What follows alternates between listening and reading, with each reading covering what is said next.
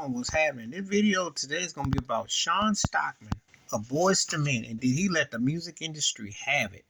He called it nasty and bloodthirsty. He said, don't be surprised if you see me at the local coffee shop. He said he's tired of these tired artists who can't perform on stage just flexing their jewelry in their cars. And I can't agree with him more. I agree. And as someone who did like Boyz II Men 30 years ago, even though they had the barbershop quartet thing, these cats could harmonize. And Sean is nice with it. He can sing and he plays guitar. If you ever seen a video of him with Babyface on stage playing, I mean, he's a talented cat. But they were the nice guys to Jodeci's bad guys. But the one thing about it is they could perform. And they sold a ton of records. 30 years ago, End of the Road was one of the biggest songs ever. And they're one of the biggest selling acts on Motown. Might be ever. Because as far as artists that stayed there. But let's get back to this situation, shall we? I am tired of these boutique window dressing rappers who can't perform, who are ringtone acts or ringtone acts, period. Trap music, one-note Johnnies, overrated jive turkeys who have destroyed music that was meant to be as music. And in R&B and stuff. I mean, just the cats not bringing it. And I also feel for Sean because he had to sit there and let them white boys blow up like NSYNC, Backstreet Boys, who couldn't hold a candle to Boyz II Men vocally, but got more notoriety. See, that's the racial aspect of it. And the industry is pushing thoughtlism. They're pushing just clowning. They're pushing like a Jerry Springer episodes and saying, this is what y'all got, this is what y'all represent. It's embarrassing. It's beyond embarrassing. It's beyond a minstrel show. Other YouTube creators talk about it, and I feel the same way. To hear Sean Stockman, who was one of the most successful acts ever in Boyz II Men, and say what he said he'd rather play at a local coffee shop than to be in that industry plantation, that slave ship known as the music band, speaks volumes. I still am amazed that when Boyz II Men had hit all them hits with Babyface and then worked with Jeremy Lewis and all that, how the heck did they end up have to work with Puffy on their third album? Why?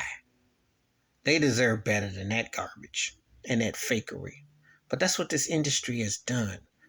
When they put R&B and hip-hop together and they said, well, you're going to all be tied together. Talent is talent. If you grew up with talent and you know talent, you're not going to tolerate people talking down. I'm not one of those people going to stand by and let these turkeys tell me that Chris Brown and Usher belong in the same sentence as Michael Jackson. I'm not going for it. I know when I hear things. Now, bro, how have you come down to R. Kelly?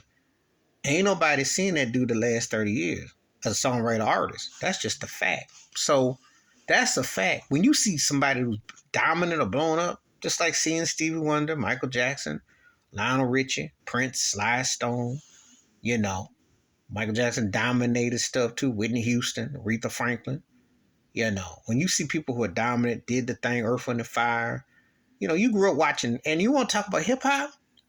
Ain't none of these turkeys out today still seeing LL Cool J back in the day, or Ice Cube, or Public Enemy ain't saying nothing, They ain't say nothing. They got clowns and token coonery like Kanye, who's pimping shoes, or Jay-Z, lazy. I give Nas his due. I like Kendrick Lamar. But hip-hop on the whole is just cold fish. Just like R&B, a lot of stuff is cold fish. They're purposely whitewash the music. And they also have purposely pushed strippers like Cardi B or Nicki Minaj and trash like that off a stripper pole music.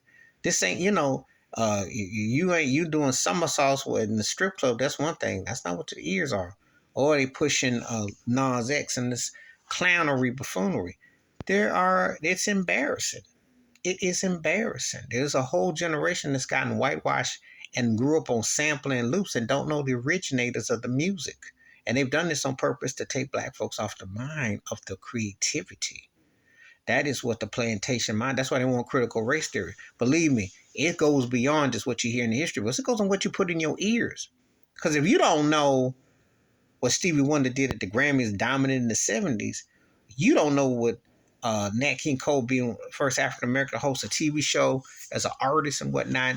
You don't know about Duke Ellington or Miles Davis or John Coltrane. You don't know about Ella Fitzgerald, or you're not being discussed about creative people. Not this crap that Beyonce and this trailer, this trash, Rihanna and this garbage that keeps being pushed out. They're not doing anything with musically for the culture. They just dancing and shuffling on the plantation. Gotta understand to know the history.